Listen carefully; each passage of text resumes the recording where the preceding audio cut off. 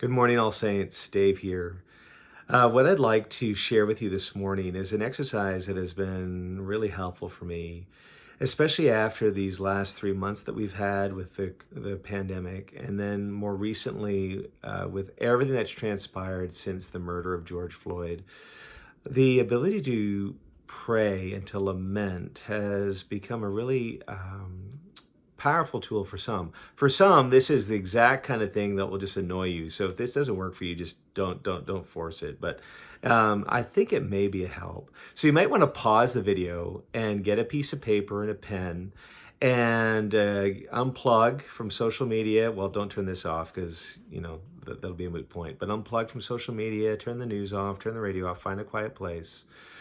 And once you do, I would like to invite you to reflect on how you've been feeling this last week. How's it been for you? Make note, write down the predominant emotions that have come up. In particular, make note of the negative ones, and you'll see why in a minute. And once you've made note of the negative emotions, reflect on maybe the particular situation or recurring themes that has been causing you distress, pain, anxiety, and made you feel that there are things going on that are beyond your control. Second, imagine God is with you and that He has given you complete freedom to lay it out, to complain fearlessly without any judgment in return. Do this so that you can get it all out and get it off your chest.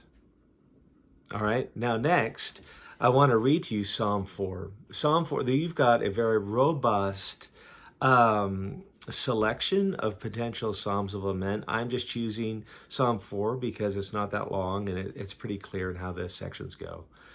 So you've got your material. Again, I'm going through this quickly. It's not meant to be done quickly, so forgive me for the brevity. But in Psalm 4 reads like this: Answer me when I call to you, my righteous God. Give me relief from my distress. Have mercy on me and hear my prayer. How long will you people turn my glory into shame? How long will you love delusions and seek false gods? Know that the Lord has set apart His faithful servant for Himself. The Lord hears when I call to Him. Tremble and do not sin. When you're on your bed, search your hearts and be silent. Offer the sacrifices of the righteous and trust in the Lord. Many, Lord, are asking, who will bring us prosperity? Let the light of your face shine on us. Fill my heart with joy when their grain and new wine abound. In peace, I will lie down and sleep. For you alone, Lord, make me dwell in safety. Okay, you've got Psalm 4 in front of you. There are 5 basic headings of every Psalm of Lament. And the first one is found in verse 1. And the first heading is, you make your address and your introductory cry. And if you're looking with me at Psalm 4, you'll see in verse 1, this is the address and the introductory cry. Answer me when I call to you, my righteous God. Give me relief from my distress. Have mercy on me and hear my prayer. Once you've made that introductory cry, you move into the second category, which is your complaint or your lament. And you're getting it all off your chest, okay? The Lord wants to hear it. He wants to see it. So in verse 2 in Psalm 4, this is where we have David's lament. How long will you people turn my glory into shame? How long will you love delusions and seek false gods? Your complaint doesn't have to be a sentence. Obviously, it can be as long or short as you like. But make your complaint or your lament. And afterwards, transitions on to a confession of trust. And you see that in verse 3 when David says, know that the Lord has set apart His faithful servant for Himself. The Lord hears when I call to Him. So he's laid out his complaint, and then he says this confession of trust.